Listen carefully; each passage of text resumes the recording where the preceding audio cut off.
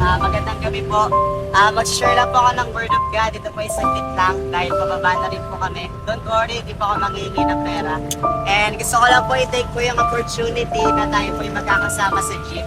Alam niyo po, isang beses lang po ito mangyayari sa ating po mga buhay kasi hindi po tayo magkakakilala. Pero gusto ko pong iwan sa bawat isa sa atin, mga ate kuya, na mahal po tayo ng Panginoon. Isa po yung sign na mahal po tayo ng Panginoon dahil buhay ka pa ngayon na nakaupo dyan at nag-aaral, nagtatrabaho.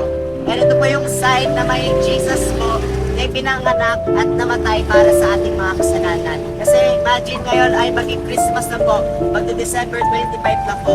Yun po yung katotohanan ng bawat isa po sa atin dahil po ako nila dito ay yun po yung patunay na minamahal po tayo ng Panginoon. Alam niyo po mga ate kuya, hindi ko po alam yung pinagdadaanan mo sa buhay mo. Hindi ko alam yung struggle mo, yung problema mo sa sarili mo, yung personal na problema mo. Hindi ko po yun alam. Pero alam ko po, may isa pong Diyos na nakakakita sa iyo sa oras po na ito. Sabi po ng salita ng Diyos sa Matthew 11:28. Lumapit daw po tayo po mga nahihirapan at nabibigatan at ibigyan po tayo ng Panginoon ng kapahingahan. Kaya kung ikaw man yun, ate kuya, hinanap mo na yung satisfaction dito sa mundo pero hindi mo yun natagpuan. This time, lumapit ka naman sa Panginoon kasi mahanap niyo po yung satisfaction. Alam niyo po, ito po yung proof na may satisfaction kasi naranasan ko po yun bilang kabataan. Bilang 22 years old, hinanap ko po yung mga bagay dito sa mundo na makapagpapasaya po sa akin. Pero in the end po, hindi ko po yun nahanap. Pero nung nakilala ko po si Jesus, nagkaroon po ng kapunuan sa sarili ko.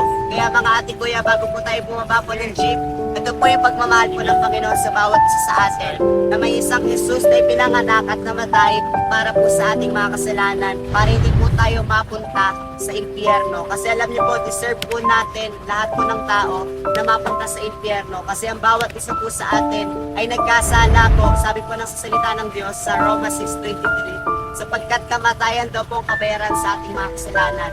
Ngunit ang libreng kaloob ng Diyos ay buhay na walang hanggan.